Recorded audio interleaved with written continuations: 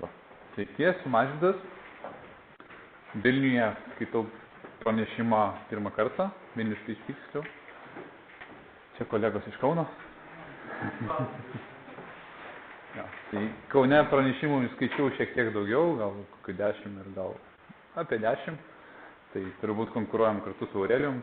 Jis Vilniuje, aš Kaune. Ir šnekam apie tai, kaip gyvenam. Tai galim pradėti. Tai šnekėsiu apie tai, kuo mes gyvenam, arba kuo bent jau aš gyvenu, tikiuosi, kad ir jūs to gyvenam. Esu mokytas, kaip ir daugelis jūsų, turiu šiek tiek ženkliukų, man patinka ženkliukai, turbūt ir jums patinka ženkliukai, čia vat galite pasižiūrėti, kokius aš turiu. Turiu šiek tiek darbo patirties, projektų daug, turbūt bene didžiausi Lietuvos projektai, tai yra e-komercijos. Ir manau, kad yra ir ne tik lietuviškų, yra ir vokiškų, net ir angliškų ir amerikoniškų. Tai aš ten prisidėjau. Ir pranešimą arba diskusiją norėčiau pradėti nuo vieno būdo, kaip galima suaktyvinti jūsų, sakykime, mintis arba, sakykime, kaip suaktyvinti jūsų mąstyseną. Tai Bilstaffe buvo vienas iš čia 2014 Bilstaffas ir buvo vienas iš keynote, tai yra Thinking in the New Boxes. Kas nors buvo Bilstaffe? Šitam yra, gerai. Tai va, pati pranešimo esmė tai yra kaip galvoti iš kitos dėžės. Tai jisai pristatė labai paprastą būdą, tai yra indukcija ir dedukcija. Tai yra, kaip mes suprantam pasaulį, tai jeigu mes keliaujam, pavyzdžiui, kažkur į atostogas į kelionę prie jūros, tai mes prisiminam po viso to tik tai, kad mes buvom prie jūros, ten buvo smagu ir kad galėjom išsimaudyti šaltoj jūroj, bet neprisiminam, kiek medžių pravažiavom, nors visus juos matėm ir tikrai pažinom. Tai, ką jis sako, kad mes įsiminam tik tai susisteminam ir įsiminam tik tai labai mažą dalį, tai yra sukonkretinam į vieną kažkokį aspektą. Tai mes pamirštam 99% visko, ką matom arba ką girdim, ką suprantam. Tai kaip sugalvoti naują dėžę, tai galima pabandyti. Matot dabar 4 žodžius arba daiktavardžius ir kaip jūs galvojat, kas pas jūs galvojasi dabar matosi? Ką jūs matot? Mama. Mama. Gerai. Batsiuvį. Skulptorių. Programuoti. Dar kas nors? Kalbis. Aki. Tai aš įsivažiuočiau, kad maždaug tai yra dažniausiai atsakymai, o bent jau manau, kad ir jūs pasakėt, tai yra podius, dailidė, šaltkalvis, arba kalvis, batsiuvys ir siuvėjas. Su kuo tai siejas jūs dabar? Ką jūs matot? Aha. Istorija. Kas nors dar?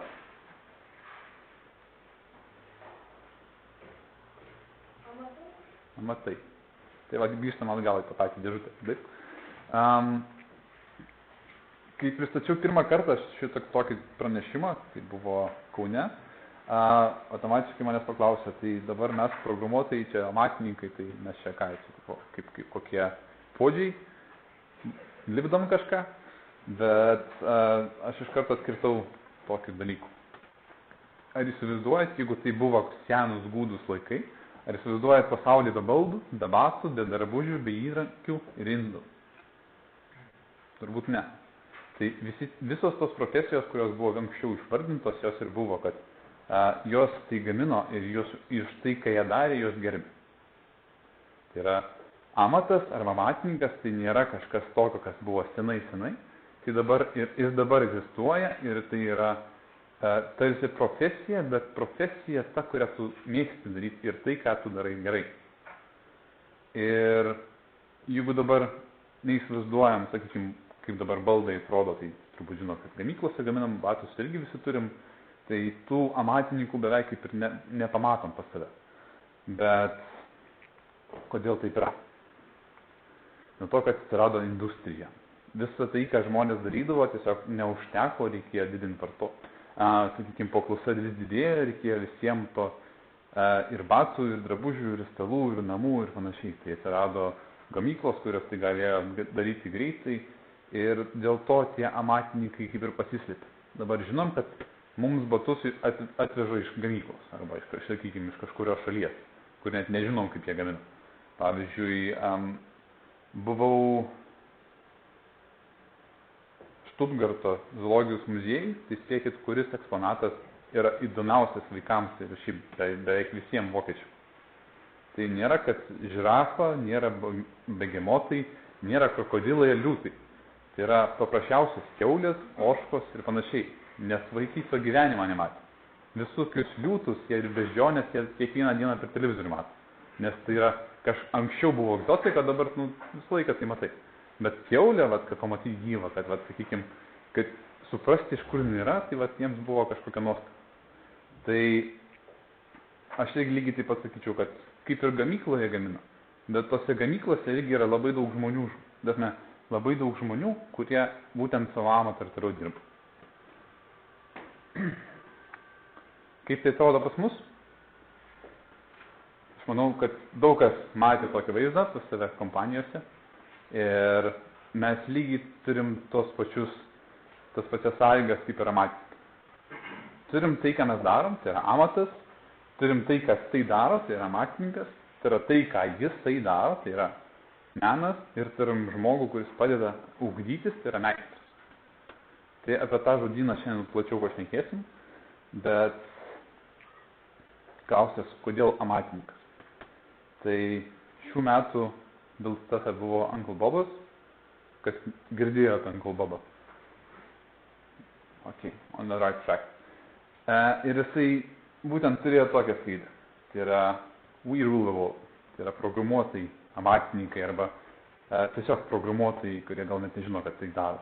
Tai yra mes valdom pasaulį. Ir tai reikia žinot, kad tai, ką mes darom, rūpi. Taip pat kaip pagaminti baldą, kad jis būtų geras, irgi kažkam rūpi. Nes jeigu padėsi brangų kompiuterio, o stalas lūš, tai kažkam tai bus nuostolis. O jeigu parašysi programą, kuri sulūš, tai kažkas negalės nusipirkti bilieto į savo įsvajotą, pavyzdžiui, kelionę atostogų. Ja? Tai dabar apie patį žodyną.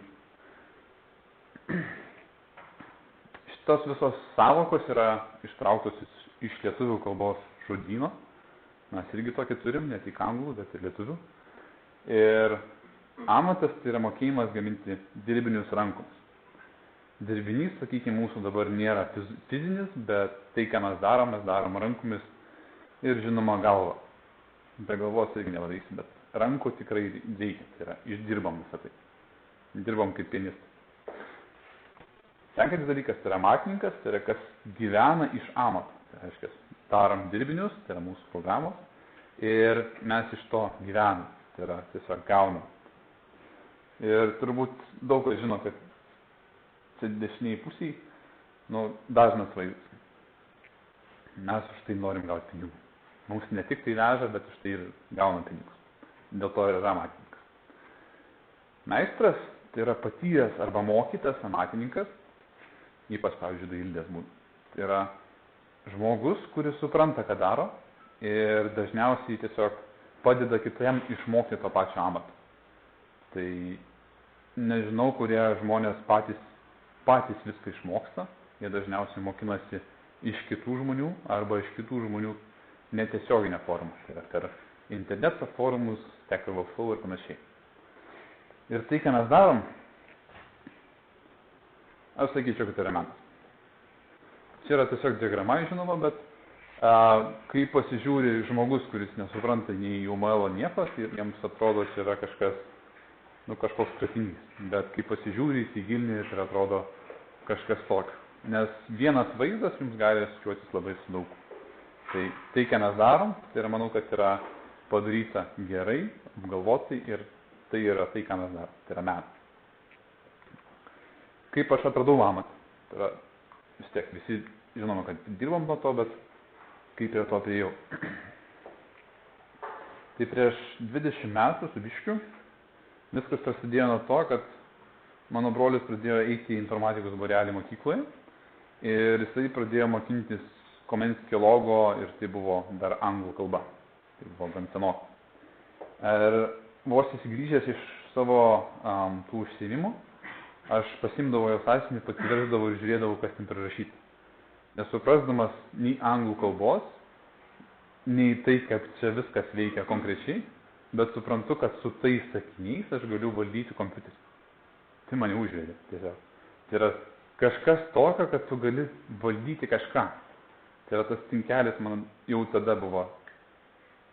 Aš net kompo neturiu. Visas tas komandas rašiau į sąsiuvinį. Iš sąsiuvinio į sąsiuvinį. Ir įsivaizdavau. Tai vaizduoti yra labai galingas įrankis. Vėliau, žinoma, tenais metai bėgo. Pats pradėjau lankyti tos informatikos barelius. Paskui ir mokykloje buvo disciplina informatikos, kur mokė to Komenskio logo. Bet mokytoja būtent pamatė, kad man su Komenskio logo jau, kaip ir nebėra ką veikti, kaip ir išaugau iš to Komenskio logo. Tai sako, gal nori pasimokinti pas ką. Tai pasibandžiau, patiko ir viskas to baigėsi taip, kad buvau būtent eidavau į olimpiadą. Ir kažkokiu rezultatu turėjau, bet kažkas buvo geresnis už mane. Tai mane tas irgi kaip mokėjau labai gerai, buvau už visus geriausias, o nuėjau kažkur kitur, o ten vėl kažkoks tai mažiukas, berniukas, kuris kažką kodina ir neteisingai sukodina. Toliau, po 2 metų, buvo pirmas projektas, jeigu galim taip pasakyti, už kurios gavau pinigus. Bet pati istorija iš tikrųjų yra gan intriguojanti. Tiesiog kažkur iš draugų draugai sužinojo, sakykime, kad aš ten dirbu su kompiuteriu ir paskambino man ir sako, ar moki PHP? Paskalį moku, programavimo daug matęs, pasaulio irgi matęs, internetą turiu, mokus. Ne? Tai viskam yra pradžia, taip. Ir tada per 24 valandas dariau sintaksą, žiūriu funkcijas. Funkcijos kaip funkcijos, visus tos pačios funkcijos. Tai ką, ir taip ir sakau, gerai viskas. Tai per porą mėnesių išgimdžiau savo pirmus projektus ir jie buvo labai įdomus. Įdomus tuo, kad jie atrodė va taip. Buvo Flash'o, aišku, Flash'o ne aš programavau, bet visą PHP, kuris su tuo yra, tai yra būtent mano darbas. Ir jame yra būtent, kad jau tada aš jau prisidėjau prie komercijos. Nors tiesiog aš dariau tai už pinigus, o kur ten lendu, nes nesuvokiu. Ir vienas labai geras dalykas yra Wayback Machine. Jeigu turi savo programavimo istoriją, pasibandykite. Pamatys, kiek sentimentų gali jums sugrąžinti tas senas, nušiūrės projektas, kuris jau dabar atsidarius, tai sakytum, tai kad tokio į darbą nepriimčiau. Bet sentimentus tikrai Wayback Machine tikrai gali sukelti. Tai čia mano vienas iš pranešimų, sakykime, pliusų, kad aš galiu prisiminti tai, kas buvo labai seniai. Tai žinoma, programavau toliau, pinigai buvo maži, bet tiesiog už to dirbau ir gyvenau iš to. Noriu, žinoma, kai pradedi to dirbti jau mokykloje, tai žinoma įstoji į KTU arba į tiesiog informatiką, kad ir būtų VU. Galvojau ir VU stot, bet kažkaip KTU pasilikau, nes pats iš Kauno, Kaune likau.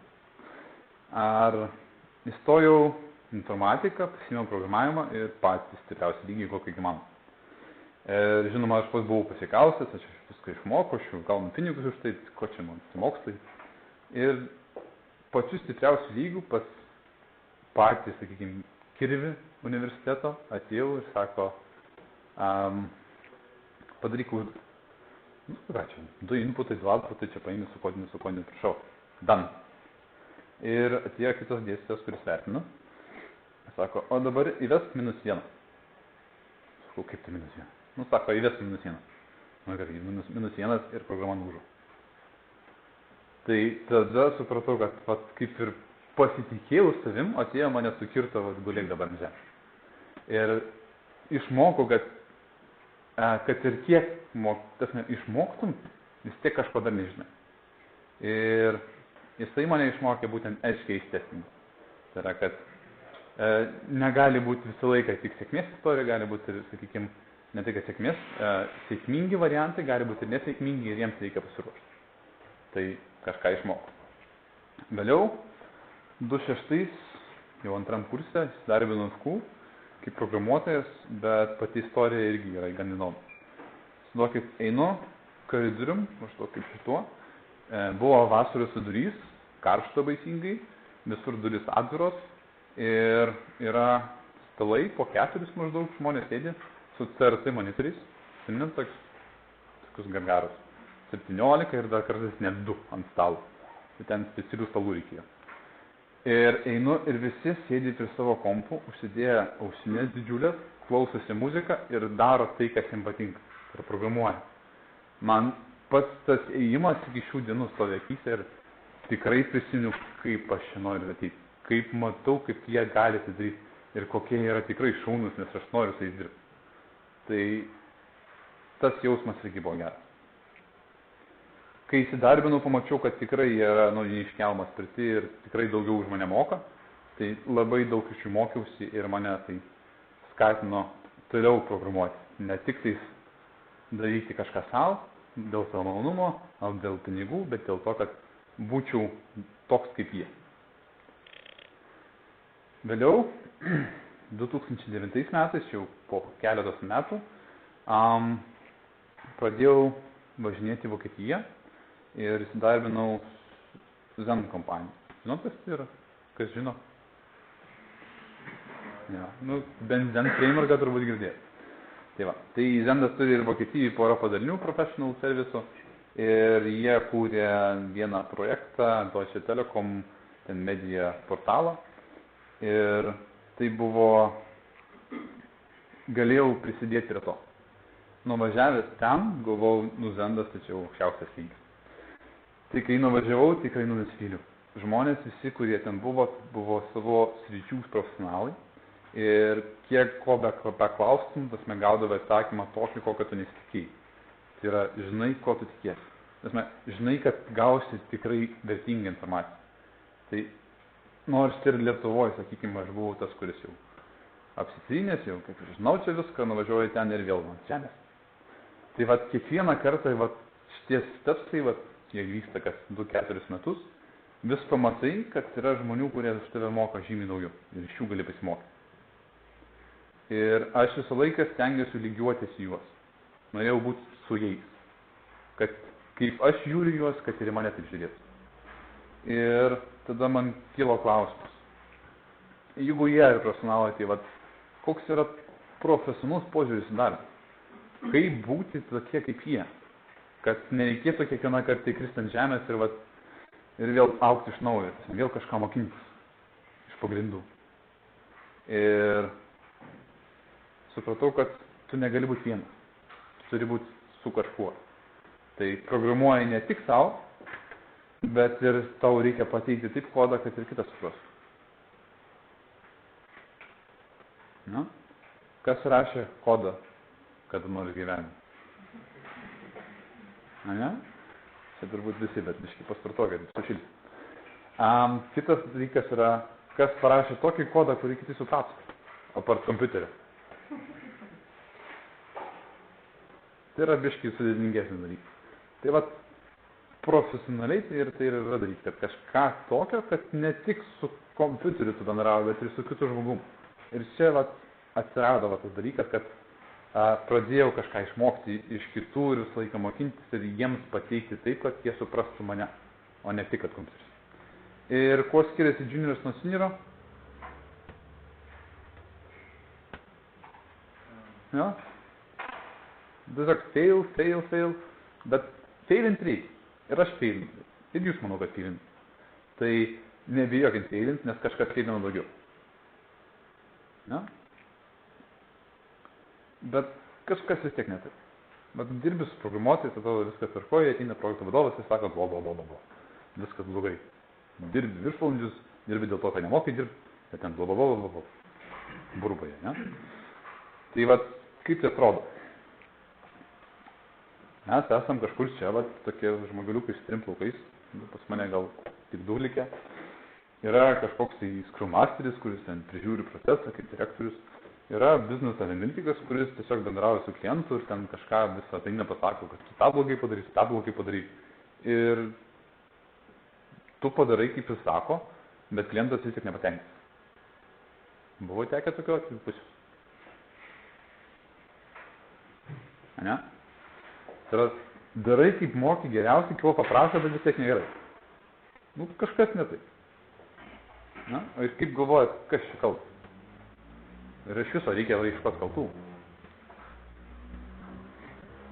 Aš manau, kad esame ten, kur tas žaibas, ten dažniausiai ir būna kiviršis. Nesusitaria, ko nori, nesupranta. Ir čia atsiranda toks dalykas, kad pasiklysta žmonės. Vienas galvoja apie vieną, kitas galvoja apie kitą. Tai va, jeigu prisiminant indukciją, tai pasako, kad yra stalas ir kitas žino, kad yra stalas. Kiekvienas galvoja, kad jis stapulus, o kitas, kad kvadratinis. Bet jie būtų sužino, kad yra stalas. Tai va, tas bendravimas, jisai turi būti, kad jie kartu pasakytų, kaip jie gyvena. Tai yra ne tik, kad stalas, man reikia stalo, bet kad man reikia apvalaus stalo, arba kvadratinio stalo, arba didžiulio, mažiulio, ten, nežinau, tvirto, ar valgomojo, ar konferencijų stalo.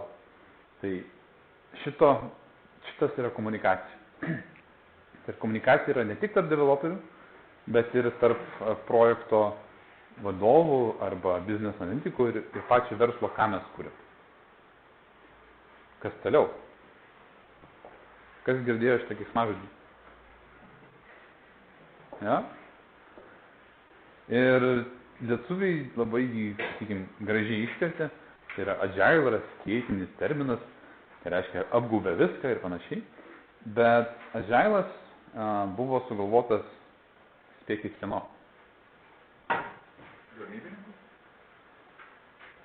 Antras įimas?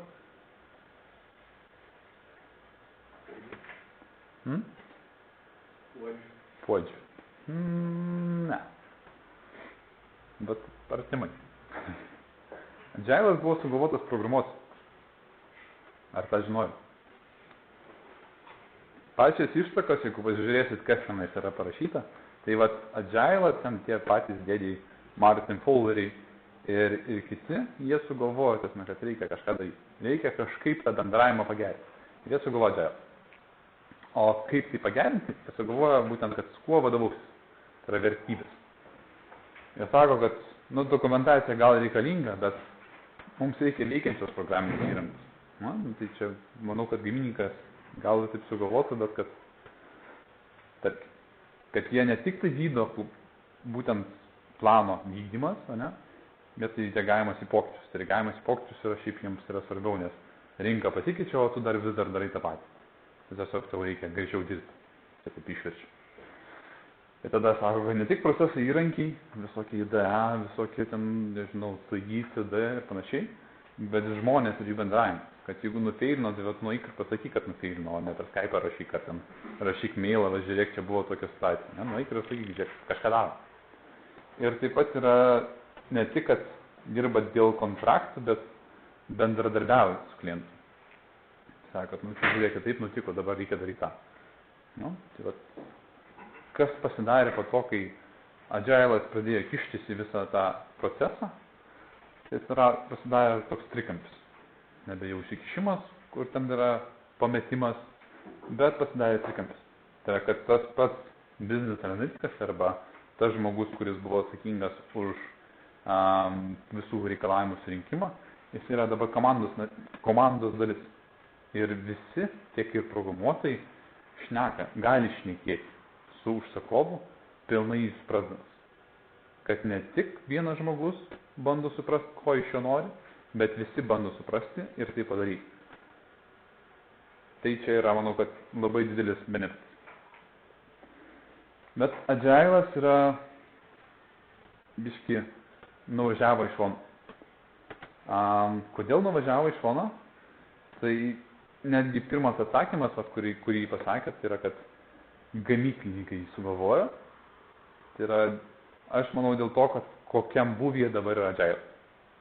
Tai yra dėl to, kad Agile'as dabar labiau orientuojasi į business procesą, į patį procesą, kaip kas turi būti valdyti, kaip ten sužiūrėti ten visus estimatus, kaip žinoti, kada feilina, kada ne, bet ne į bendravimą. Nes patys programuotojai sugalvojo dėl to, kad būtų galima geriau bendrauti, suprasti užsakovą ir jį daryti. Tai vat, išmokęs Agile, o Agile tai buvau turbūt vienas iš pirmųjų, kurį Lietuvoje pasibandė būtent XP programming. Girdėjo tokį? Tai jisai pas mane buvo 2005 metais. Kas nors bandė anksčiau?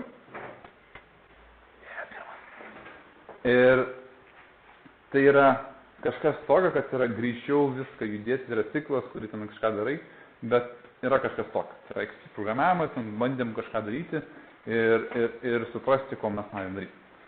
Tai Agile aš atsikandau ir supratau, kad jis yra gerai, bet kažko trūksta. Tada vėl pradėjau ieškoti tolyn ir susiradau tuos žmonės, kurie patys sukūrė tą Agile. Bandžiau suvokti, kodėl tokios vertybės jos neveikia, nors jos turėtų veikti. Ir vienas iš tų kūrėjų, arba, sakykime, vienas iš tų įkvėpėjų, kurį mes jau minėjau, tai yra Uncle Bobas, arba Robert C. Martinas, ir jisai parašęs yra dvi knygas. Yra Clean Code ir Clean Coder. Yra skaičių iš jų? Okay. Tai viena knyga yra skirta, kaip bendrauti tarp programuotojų, ir kita yra knyga, kaip bendrauti su verslo atstovais. Tai Clean Coder yra skirta, kaip bendrauti su verslu, o Clean Codas yra, kaip bendrauti su kitų programuotojų per kodą. Ir ten yra viena tokia frazė, kad profesionalumas yra apie tai, kad tu turi prisimti atsakomybę. Parašai kodą, kurio niekas nesupranta. Kas kaltas? Padarai tai, kaip nesupratęs, ko iš tavęs nori. Kas kaltas? Ar tas, kuris tau aiškina, ar tas, kuris daro. Ir kaltų gal nereikia. Reikia tiesiog, kad būtų tas autorius. Ir tada atsiranda, tose knygose yra užsiminama apie tokį vieną manifestą. Agile manifestas, dabar čia dar vienas atsiranda. Tai yra Software Craftsmanship manifestas. Kam teko girdėti? Na, vaikai. Tai yra manifestas, kuris yra on top of Agile. Tai yra paveldi viską, ką Agile'as turi, bet turi papildomų sąlygų. Kas tai yra? Tai yra programuotojų amatininkų manifestas, o ko jie nori daryti, tai yra kaip siekinis tapti programuotojais amatininkais, mes keliam profesionalų programinės įrangos kūrėjų kartelę, level up, praktikuodami ir padėdami kitiems mokyti šią amatą. Ja? Jeigu nori pasikelt aukštyn, aš nukritau, atsikėliau ir einu tolyn, tai jie ir sako, kad jie nori tai daryti, jie praktikuoja tai daryti ir kitiems moko, kaip užlipti ant tų laiptų. Ir jie turi skirtumas tarp Agile yra du dalykai.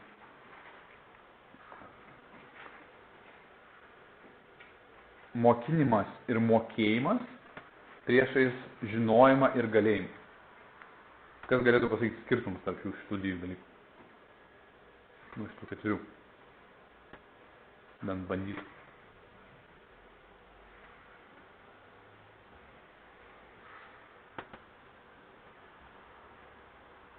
Tai mokinimas ir mokėjimas, tai turiu labai gerą pavyzdį. Kas nors mokėsi mokykloje? Kas nors mokėsi chemijoje? Chemiją mokykloje? Turbūt visi. Tai aš dabar paklausiu, kokia yra sieros formulė rūgšties? Sieros rūgšties formulė. Šaunuolis. O daugiau? Būtent. Mokykloje mus mokino, kaip reikia daryti ir panašiai. Bet išmokti yra visai kas kitas. Jisai gal norėjo išmokti, nes jam rūpėjo biškį kažką padeginti. Ja? Ir čia yra skirtumas, kad mokykloje mus mokino, o, sakykime, universitetuose arba darbe, tai jau tu turi pats išmokti, nes tau to reikia. Ne kažkam tai reikia išdėstyti, nes tai yra privaloma, bet dėl to, kad pats tu nori. Ir kitas yra dalykas yra žinios prieš galėjimą. Kaip galvojat, kas čia skiriasi? Tai programuojant tokia jau teorija ir praktika. Taip. Man labiau patiko, kad teorija ir praktika, ne? Tai vat, kas žino, kaip daryti dirbtinį kvėpavimą? A kas tai darė? Tai yra du skirtingi dalykai. Tai yra mokėti, ten tipo, kiek reikia puskart? Vieną kartą, ar 5 kartus, ar 3, 7. Na, tai yra tos taisyklės, kurias, sakykime, kažkas mus mokino, bet gal nereikėjo išmokti. O galėjimas yra, tu ateini ir jau turi daryti. Tu net turi prisiminti kažką, bet tiesiog paimi ir darai. Tai yra du skirtingi dalykai.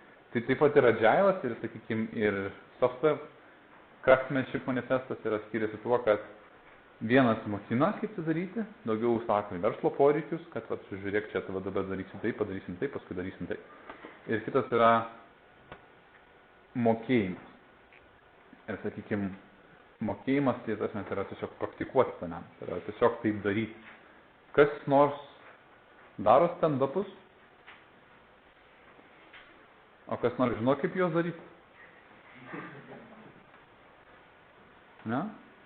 Tai yra ne tik, kad vien tik stand-upai yra tam skirti, kad, pavyzdžiui, ateini, sakykime, pagal teoriją, ateini, turi pasakyti 3 dalykus. Ką dariau, kur problemos, ką darysiu. Ne? Kas nors daugiau papasakoja, ar ne? Aš manau, kad dauguma papasakoja. Aš dariau tai, ten gavosi taip, paskui darosi taip, paskui darosi taip, paskui gavosi ši problema, paskui darosi taip, kas čia man gali padėti. Ne? Na, aišku, čia vis tiek jau negaliu išlipti iš tų rėmų. Tiesiog papasakoju savo problemą ir laukiu, kol to visi padės. Bet susitikimo esmė yra tiesiog pasakyti bendrą zoną, o paskui jau šnekėti apie problemą. Nes, pavyzdžiui, gal kažkam yra visiškai neįdomu, nes net nesupranta, apie ką tu šneki. Tau reikia kažkokio, sakykime, Elasticsearch modulį parašyti, kuris parašytas ant Java, tu moki PHP. Ir ten sakai, kad kažkokio tai threadai to nereikia. Kas tai threadai? Na, tai yra mokėjimas yra, sakau, kad yra ne tik, kad žinau, aš tai darau, bet ir mokėjimas yra žinot, kaip taip teisingai daryti. Ir žinios prieš galėjimą, tai irgi, aš žinau, kaip daryti, bet ne. Tai ką amatininkai, sakykime, vertina, arba tos jų vertybės. Pirma jų vertybė yra, kad ne tik veikiančią programinį įrangą, iš kur girdėta, iš Agile turbūt, jau, bet ir gerai paruoštą programinį įrangą. Kas esat sukodinę kokį nors projektą per naktį? Kas jį maintainino? Tai va, čia ir tas ir yra, kad kaip ir veikia, bet ten viskas vienoje vietoje. Tai kas yra blogas kodas? Nemaitinimas. Kas nors dar? Neįskaitamas. Ok. Dar kas nors? Jis nėra blogas kodas, jis veikia.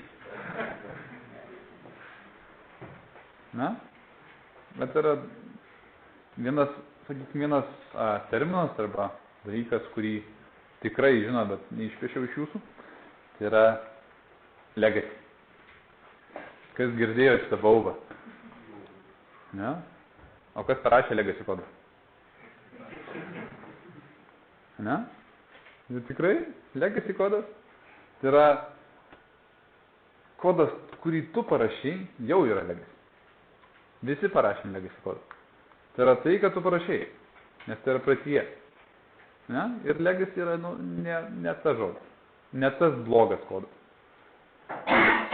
Ir blogas kodas iš tikrųjų įsivardina, bent jau, aš taip vardinu, kad turi 4 blogas savybės. Tai yra, kad nelankstus kodas, kad yra, pavyzdžiui, padarai kažkokį tai bundlą, visi su Symfony turbūt dirba, jo, žinau, kas yra bundlas. Bandas turėtų būti komponentų rinkinys, kuris daro vieną tikslą ir daro gerai. Žinot šitą? Kas žino bundle definiciją? Na, tai va, čia va, sakykime, pasiimkite dabar bet kurį bundlą iš savo ir dėkite į kitą projektą. Kiek procentų, kad jis veiks? Kokia 5. Ne? Tai va, yra nelankstumas. Arba, sakykime, negali ištraukti ir įdėti, arba negali palengti taip, kad, pavyzdžiui, dabar prisijungimas būtų ne per Facebooką, bet per Google. Ne? Bet irgi tokie dalykai. Kitas dalykas yra trapus kodas, arba lengvai sulaužomas. Ar kam nors yra tekę turėti tokį kodą, kurį paimi patasy į bugą, bet klientas ant tavęs pyksta, nes kažkur visur kitur sugriovė. Teko, ja? Arba būna, kad nesugriovė, tripo veikia, bet veikia ne taip, ne? Tai vat, kas tai yra? Ne? Tai yra, tiesiog, tai yra trapus. Vienoje vietoje paspaudė, kitoje sulūžo. Ir... Taip. Ir šitoje vietoje yra vienas labai geras sakinys iš Angle Bobo. Tai yra, aš paskaitysiu angliškai.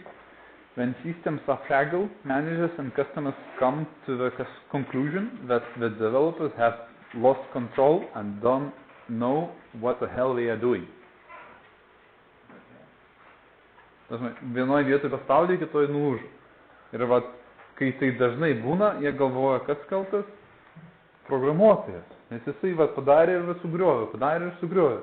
Griauna, bet iš tikrųjų, ar programuotojas kaltas? Teisingai. Nes mes valdom pasaulį. Atsimeni? Ir tai yra todėl, kad, pasakykime, tas sulaužomas kodas, tai kas tai yra gal, sakykime, sistemos nemokėjimas, arba tas visas legacy kodas, kurį parašė, jį parašė šiaip nebereikalų. Visas kodas, kurį parašas, yra reikšmingas. Ir jeigu jį bandot pataisyti, tai pradžiai pagalvokit, ar ten tikrai jis blogas. Ateinat į projektą ir sakot, kad čia viskas blogai, tai manau, kad yra jūsų neišprusimas.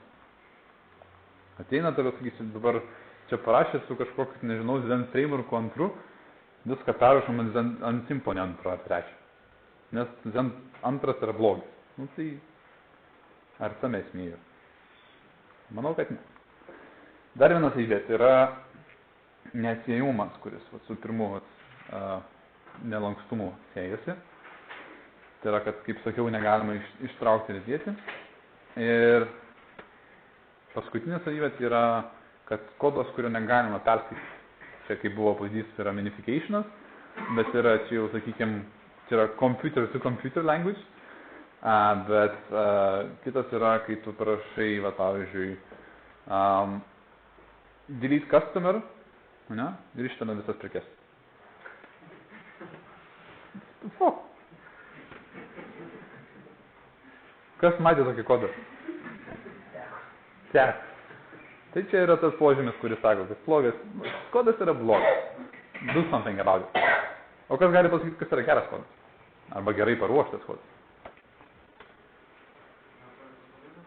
Neturi, čia visą laiką logiškai, tai programuotojai esam, 1-0.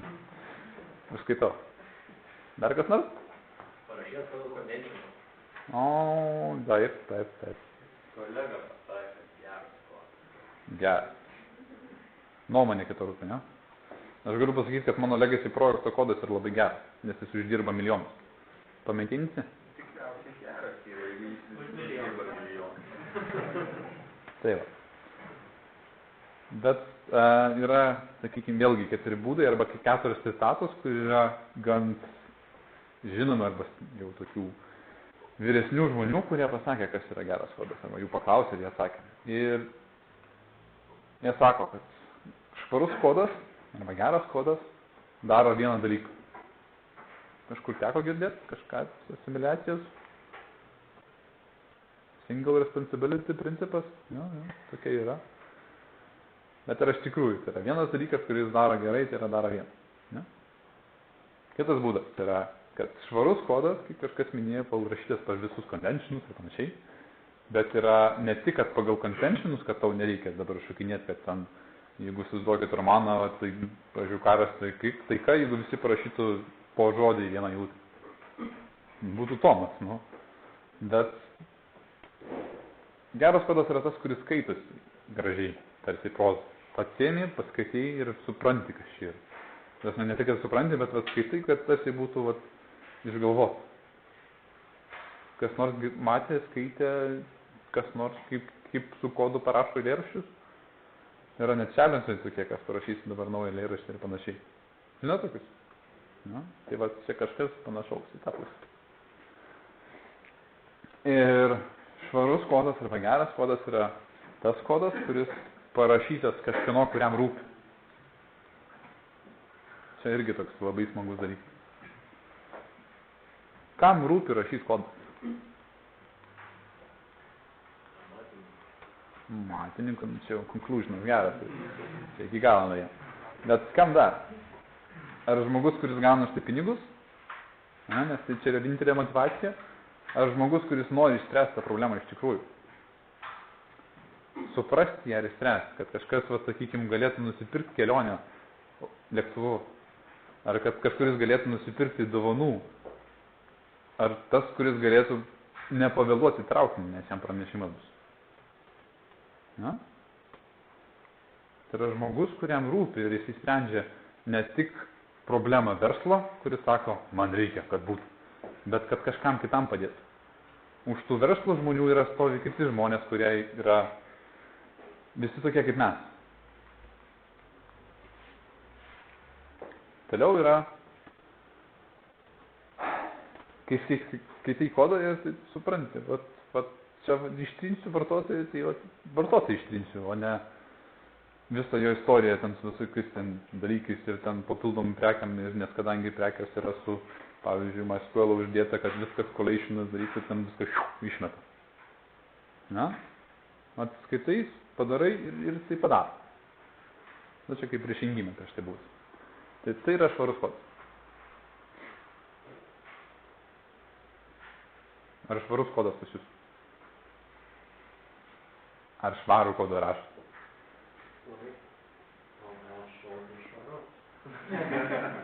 Taip, exact. Tai ne tai, kad pasakymas dabar būsiu matininkas, arba tu nebūsi abantininkas, nes negražiai rašai. Bet reikia visą laiką tas praktikuoti. Ir jeigu žinai, ko siekti, tai gali pasiekti. Kita vertybė. Tai yra ne tik redagavimas į pokyčius, bet ir nuolat didinant pridėtinę vertę. Koks čia pavamas? Tu ką čia šneka?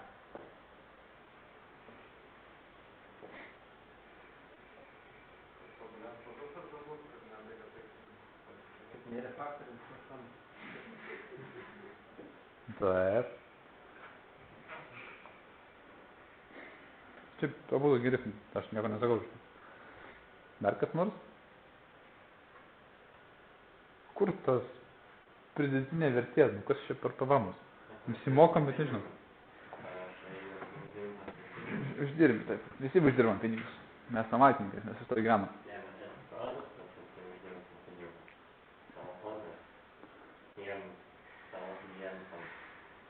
Nu, yra tiesos. Kažkam tu padarai gerą, bet gali visiems padaryti gerą. Ne tik vienam asmeniui, kuris viską sugrebina. Tai pridėtinė vertė, tai ne tik ten, sakykime, kontrakto išpildymas, ne tik tai reagavimas į pokyčius, dabar aš noriu kažko kito, bet ir pridėtinė vertė, kad visą laiką, kaip tu darai, tu visą laiką darai geriau. Tobulini produktą, kaip sakė. Kad kažkam nuo to bus visą laiką geriau. Tai čia va ta pridėtinė vertė. Ir to pasiekti, jeigu darot viską per vieną naktį, manau, kad nepasieks. Nes nesurientuoti, kad padarėm, gaunam pinigus ir viskas. Ja? Mes suinteresuoti, kad tai, ką padarėm, iš tikrųjų išsprendžia problemą. Tai yra, kad žmogus nuskristi į savo atostogas, ar kad nusipirks dovaną, ar kad, nežinau, galės nuvažiuoti namo su savo autobusu. Gaus newsletterį. Bet gal jam tas newsletteris tiesiog pasakys, ką nupirkti per Valentino dieną.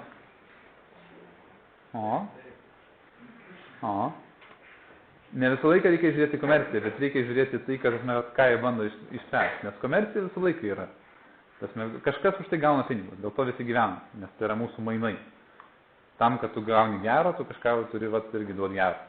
Tai arba tu darai savo darbus gerus ir gauni už tai pinigus ir dėl to gali pasimti kitų gerų, bet čia yra kitas dalykas. Komercija, sakau, visą laiką eina, pinigai eina jau ne pirmo numerį. Dėl to Agile'as ir iškrypo. Ir kai kažkam prireikia naujo funkcionalumo, arba sakykime, žiūrėkit, man dabar čia troleibusų tvarkaraščių ne tik reikia, bet man reikia ir autobusų, ir dar mikliukų, ir dar kad Uberis man rodytų ekrane, kada čia bus. Na, reikia, bet tai yra, tu jau pasakė, kad ne tik troleibusų, bet ir autobusų reikia rodyti tvarkaraštį. Na, tu jau vardai galvot, čia manau, kad ne tik tais bus troleibusai, dar yra ir visokios mikruškės ir visokie kiti dalykai. Tai yra tvarkaraštis. Tai to jam pasiruoši, kad nesvarbu, ar tai bus troleibusas, autobusas, Uberis, taksi, maršrutkė, čia kaip vadinsi. Ne? Tai visą laiką reikia pasiruošti. Tai yra dar vienas iš solido principų, tai yra open close principas. Ir kitas dalykas, čia dėl ko manau, kad per naktį tikrai niekada jūs to nepadarysit, tai yra, kad mes turim visą laiką dirbti vienodai. Visą laiką gerai. Ir visą laiką nesvarbu, kiek metų tam projektui, visą laiką vienodų greičių. Kai žino, kad reiškia? Apie ką čia šneku? Nes aš sakau istorijas, jūs turėtumėt matyti kažkokius daiktus galvoje. Jeigu jūs merktumėt ir nematytumėt manęs. Nu, čia ką daryti, kad to nepadaryti, ne? Taip. Ar kas nors girdėjo tokį terminą kaip Greenfield Project? Girdėjęs? Kas girdėjo? Nu, yra girdėjęs. Tai kas negirdėjo, papasakosiu. Greenfield Projectas yra, kai ateini į tuščią lauką ir gali statyti namą kaip tik nori. Gali 1 aukšto, 2 aukštų ir tu visą laiką tu pastatai. Ir visi to nori, nes prieš tai namą, kurį tu pastatys, ten buvo, sakykime, net toj vietoj rozetė buvo, ten langas ne į tą pusę, gal reikėjo 1 aukšto, ne 2 aukštų, nes pasirodo vaikščiot laiptus yra negerai. Tokių visokių problemų. O ateini ir statai iš naujo. Ir galvoji, kad visą laiką bus tos pačios problemos. Tų problemų nebus, bet jos atsiras naujos. Tai dėl to Greenfieldas ir pas projektus yra, kad viską padarysiu naujai, gerai, su naujom technologijom, su Symfony 3. Dar įmaišysiu kokią nors naują skolą ir čia bus super. Ne? O kas po poros mėnesių gaunasi? Nu, tas pats, kas būtum su Maskvėl daręs. Tas pats. Tik su kitais įrankiais. Tai čia ir sako, kad mes turim visą laiką dirbti taip pat ir nesulėtėti vėliau, nepriklausydami nuo to. Tai mes, kaip tai pasiekti, vienas iš būdų yra arba nerašyti kodo, arba rašyti kodą su testais. Čia yra išvedžiojimas tam, bet iš esmės, kad tu visą laiką turėtum dirbti vienodų greičių, tai visą laiką, kai kažką parašai, tu rašydamas test-driven development metu, turi 3 fazę, yra factoring. Niekas už jūs neteis, nenugriaus, nepadarys. Jūs patys turite refactoring. Ir jeigu turi testus, jūs visą laiką tam esate pasiruošę. Ne visko projekto perrašymas, bet kiekvieną kartą, kai ką nors pakeiti kodiką. Tai čia yra vienas iš lūžių. Trečia vertybė, kurią turi matininkai, tai yra ne tik žmonės ir jų bendravimą, ne tik įrankius ir procesus, bet ir profesionalų bendruomenę. Kas čia dabar?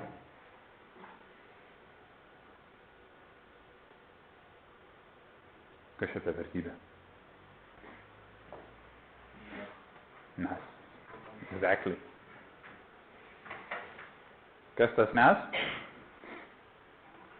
Tai yra krūva bendruomenė. PHP, Kaunas PHP, Vilnius PHP. Aš buvau labai daug kitose PHP konferencijose, ne tik PHP konferencijose. Tai yra bendruomenė. Tai yra žmonės susirenka ir jie šnekas. ne tik pranešinėja, pavyzdžiui, praneša 2 žmonės, bet šnekasi visi žmonės, kaip čia tai vyra. Čia ne paskaita. Tai yra, ateina žmonės dėl to, kad ne kažką naujo sužinos, bet pasidalinti savo patirtim. Aš dabar dalinuosi su visais jumis, o jūs pasidalinu su manim, būtent kaip jūs tai jaučiate. Ir čia yra dalybos. Ir visose tose konferencijose, jeigu nuvažiuosi ir tikėsi, kad išmoksi kažką naujo, gali suklysti. Nuvažiuosi į pačią brangiausią konferenciją, pavyzdžiui, Build Stuff'as ir sakys, čia viską galėjau rasti internete. Bet ne to reikia važiuoti. Reikia važiuoti tuo, kad tu galėtum kažką tai su kažko pabendrauti, pasidalinti patirtim ir sužinot, kaip jie tai patyrė. Jeigu suprasi, kad ten tai yra tik tais patirtis, bet jokių žinių, tai yra kažkas tokio. Kitas dalykas, tai yra bendruomenės, yra ne tik, kad ateina kažkas dalinasi, bet yra padeda kažkam kitam. Tai yra, gali būti ir vidinės, sakykime, akademijos, gali būti ir paskaitos, gali būti ir netgi ne vienas su daug arba vienas su vienu, bet gali būti ir Stack Overflow. Kas nors skaitė Stack Overflow? Turbūt Google'as neišmeta jo. Tai esmė yra tokia, kad ne tik važiuok kažkur į konferencijas, nes tam reikia laiko ir pinigų ir, sakykime, dar kažko tai, bet pasiruošti galų gale, bet gali nueiti ir, sakykime, padėti kažkam kitam. Nueik į Stack Overflow, pamatai klausimą, kurį mokė atsakyti ir atsakyk. Tu jam padėsi, jis tau padėkos. O kai tau reikės, tu parašysi klausimą, tau padės. Tai yra ta pati mentorystė, tik tai yra planiniu būdu. Ir būtent amatininkai sako, kad mes išmokysim visus, absoliučiai visus, kurie nori išmokti. Ir mes neužtėtėm savo tų technologijų, sakykime, būdų, kaip jas naudoti, ir mes jas turime ir tų praktikų, bet mes jas dalinam. Aurelijus ateis ir pasakys viską, ką jis išmoko. O jei galėtų nesakyti, viską kaupt, ir tada sakyti, žiūrėk, aš tai moku, niekas kitas nemoka. Ne? Lygiai taip pat ir aš. Ten visko prisimokinęs, kažkokiu ten sertifikatų išsilaikęs, niekas kitas nemoka. Aš pirmas, aš geriausias. Bet dėja, mano patirtis rodė, kad kas 2 metus pamatai, kad tu nieko vertas. Yra, kas geriau už tave moka. Ir pasidalindamas tuo, manau, kad tu galėsi ne tik, kad kitus kažką tai, sakykime, savo patyrimų pasakyti, bet gausi iš kitų, žinai, bet tu netaip naudoji, dėl to tau nepasisekė. Ir kitas faktas apie tai yra apie pačią bendruomenę, kad amatininkas neturi darbo laiko. Ne, dirbom visi for free. Ne, amatininkai už tai gyvena. Na, tai čia kažkas ne to. Tai kas tas darbo laikas?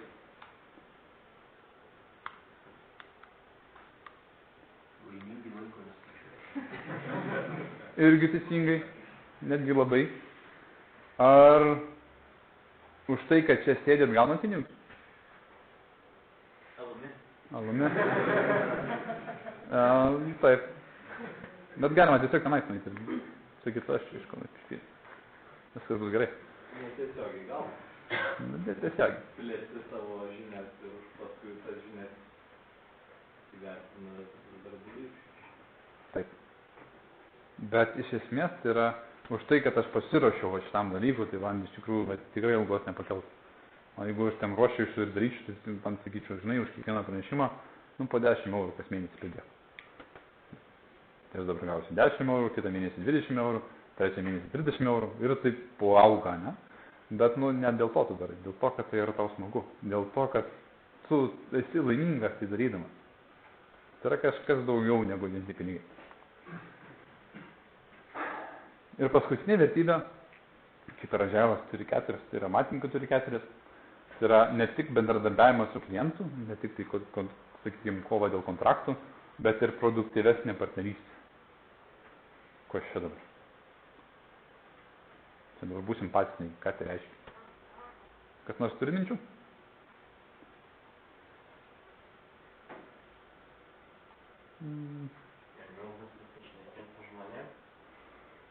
Sušnekėti reikia jo, bet Customer is always right. Taškas. Kas nors tai pasakė? Kai žaidi vertybėmis, tada ir gaunasi, kad ne. Nes tu esi šitos srities profesionalas ir tu pasakysi, kad jeigu tu dėsi į parduotuvę krentančias žvaigždės, tai žmogus negalės paspaus atsuvę basket buttoną, nu nes negalės, nes ant viršus tai eina. Ne? Nu, bet jis nori ir mokės ten dėl kokius pinigus. Ne? Tai vat, nu sakyk, bet žiūrėk, tu prarasti visą tai. Ne tik, kad tas metus gaut pinigus, ne? Bet tas jau pasakyk, kad biškį palauk, bet tai ne to tau reikia. Ne tai, kad žmogus ateina ir supranta, kad dabar kalėdų, bet negali pirkti. Bet ir tai, kad, sakyk, žiūrėk, gal tu geriau ne tas naigės nupieš kažkokias tai, bet, gal tu geriau susitvarkyk, kad tavo akcijos geriau veiktų, greičiau veiktų. Arba išsiųs naujienlaiškį, būtent su tuo. Ir tu gali jam patarti, kaip daryti. Ne tik iš, sakykime, verslo poreikių, bet ir iš savo kodo poreikių. Padaryti, kad, pavyzdžiui, dabar vietoj to, kad naigės kristų, kai tu paspaudži ato basketą, ar tau dar dovanai nėra. Kažkas geriau. Jis daugiau bus naudos už tos gautus pinigus. Ir tai, ką amatininkai daro, tai yra stengiasi, kad pats klientas uždirbtų daugiau. Jo pelnas didėtų. Bet ir tą pačią problemą išspręstų ir kitiems būtų geriau. Nes jeigu visiems bus gerai, tai ir klientas daugiau uždirbs ir tau už tai daugiau sumokės. Nesupras, kad tu esi šios srities ekspertas. Make sense? Ir prisimenant visas 4 vertybės, tai yra nuo labiausiai išblukusių iki netgi paboldintų variantų, tai yra amatininkai, ką vertina, tai yra kokiom vertybėm jie tai gali pasakyti, kad čia yra gerai, šitas yra blogai. Tai yra, kad turi būti ne tik dokumentacija, nors ne kartais turi būti, ne tik veikianti programinė įranga, bet jin turi būtinai būti gerai paruošta. Nes jeigu tu per naktį pasukodinsi, paskui nesuportinsi, tai nieko iš to negerai nebus. Kad ir kokią dokumentaciją parašysi. Kad ne tik kad plano vykdymas, ne tik reagavimas į pokyčius, bet visą laiką dedi kažkokią tai naujovę, gerovę, kuri ne klientui bus geriau, bet visiems bus geriau. Tai ta vertė yra tenai. Kad ne tik procesas ir įrankiai, ne tik Jira ir Skype'as ir mailai ir SMS-ai, bet ir žmonės ir jų bendravimas, bet tu gali tą pačią problemą atėjęs įspręsti su profesionalų bendruomenė. Nes jie nešykšti to. Ir ne tik dėrybos dėl kontraktų, ne, toks pinigus padarysiu bet ką. Būna ir taip, ne? Bet tada supranti, kad darai gerai kažkam, ne tik savo. Tikėk. Bet ir bendravimas su klientu, ne, bendradarbiavimas. Vat, aš to padarysiu ir bus geriau. Ne, vat, sužaisim. Prašau. Bet ir produktyvesnė partnerystė. Tai jūs galite pasiūlyti, kaip daryti geriau. Nes jūs tai žinot, kaip geriau padaryti. Jūs gal net nutuokia, kas yra e-shopas. Galim tiesiog katalogą daryti. Ir į pabaigą jau, gal biškai įsiplėčiau, noras būti amatininkas atsiranda, manau, kad bendraujant su jais. Manau, kad kažkiek biškai sūdžiau, kad amatininkas yra tai, ko galima siekti. Ir aš nesu vienas. Yra toks puslapis, kuris sako, kad čia yra tas manifestas ir jame yra krūva lietuvių. Čia kol scrollinau, tas iš viso yra pasirašiusių jau daugiau negu 17 000. Iš jų lietuvių, kiek scrollinau, tiek buvo. Po berods 16 ar 15 tūkstančių jau puslapis nebeveikia. Tada teko, pats įsirašiau, pasižiūriu, ar esu gale, bet manęs nėra, nes esu jau po 17 000. Tai teko susirasti vardus pavadėti. Manau, kad jų dabar dar daugiau atsirado. Ir manau, kad netgi keletą pažįstamų. Yra pažįstamų?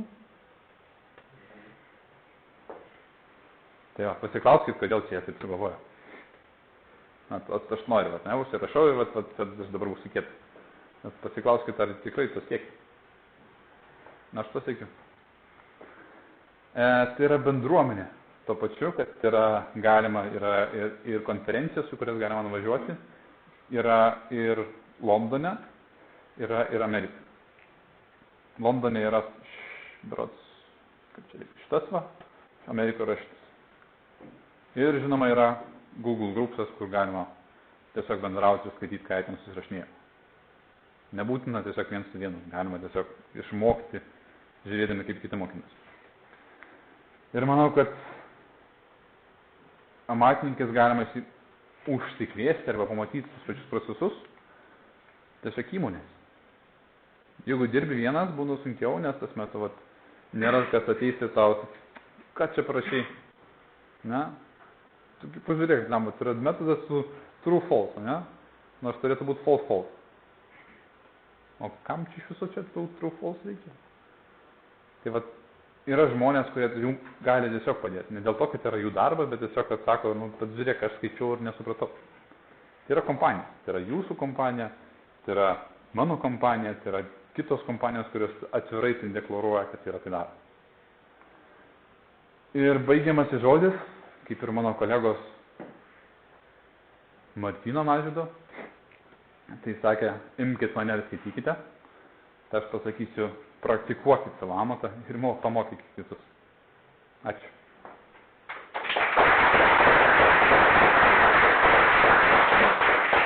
Jeigu turit klausimų, prašau, ne, jeigu ne, tai Aurelijai. Aš dar pabūsiu čia aplinkui, tai galite pakamtinėti, aš tikras. Taip. Gerai, tai prašom, Aurelijai.